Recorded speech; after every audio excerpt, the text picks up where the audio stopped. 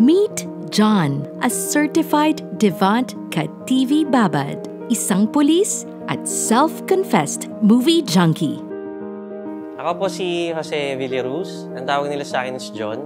Isang pulis, 35 years old, may asawa. Pag uwi ko galing sa duty, hanap ko lang is pahinga. Tahimik, simple lang. Kasama ko sa araw-araw na pahinga ang Devant TV.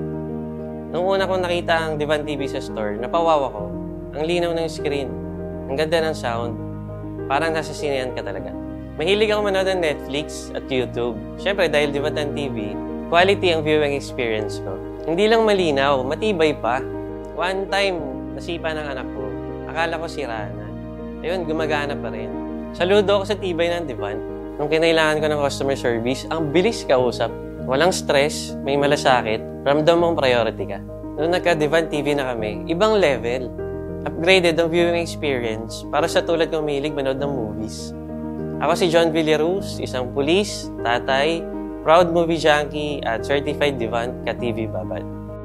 Kapag Devant, malinaw, matibay, maaasahan. Devant TV babad moments. Every certified ka-TV babad has a story.